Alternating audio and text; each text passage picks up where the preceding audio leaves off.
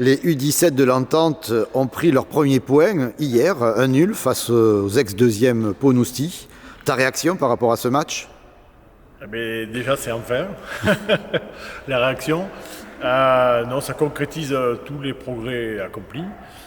Il ne faut pas oublier qu'on a reconstruit une équipe avec encore des jeunes joueuses, puisque hier, sur les 12, il y avait 4 2010 et 2010 qui jouent, puisque c'est notamment des joueuses de base arrière. On a eu fait des bons matchs en craquant, souvent, puisque sur les 7 premiers matchs, on menait 5 fois à la mi-temps. Et donc là, on a réussi à tenir jusqu'au bout et à arracher ce match nul qui concrétise, je te dis, tous les progrès, et puis qui va donner un peu de bon au cœur à tout le monde, et puis qui montre qu'on est au niveau, qu'on a le niveau. Et donc c'est mérité surtout pour les gamines, quoi. Il y a eu des progrès collectifs et individuels, j'ai l'impression, sur ce que j'ai vu. Oui, mais les deux vont de pair, en fait. Il y a des progrès collectifs, puisque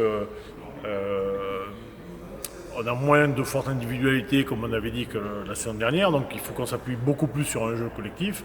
Donc le jeu est beaucoup plus collectif, on est beaucoup plus dangereux à tous les postes. Le jeu est beaucoup plus équilibré, mais le collectif s'améliore avec l'amélioration des qualités individuelles des joueuses. Donc plus les joueuses progressent, et plus ça fait progresser le collectif. Oui, on a pu le voir avec certaines en impact, en 1 contre 1, en attaque. Mais par contre, j'ai trouvé que en défense, il y avait, et là c'est plus collectif que les progrès. Oui, en fait, on a changé la forme défensive.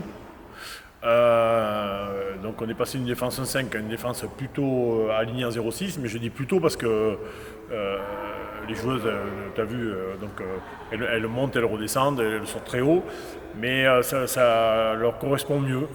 Donc elles sont plus à l'aise dans ce dispositif. Et ça a gêné Pau. Ah oui, ça a gêné Pau. L'autre jour contre Toulouse, on a failli gagner.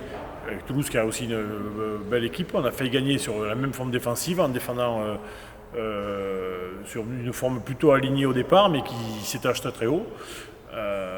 Et elles ont aussi progressé dans les impacts, comme tu dis. Mais ça, c'est la mise au niveau de jeu, en fait. C'est-à-dire que, notamment pour les 4 qui viennent de moins de 15, il faut un temps d'adaptation pour se mettre au niveau d'intensité, de combat et du duel, notamment face à des joueuses qui vont plus vite, qui sont plus costauds, etc. Qui ont plus de handball. Et peut-être plus de handball, mais c'est pas forcément le plus de handball qui fait la différence. C'est surtout les capacités morphologiques et physiques. Nous, puisqu'on est déficitaires.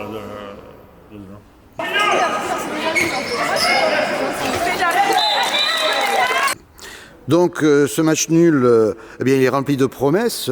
Ça veut dire que vous allez être de toute manière reversé sur le niveau bas, mais peut-être avec vraiment l'ambition de se maintenir.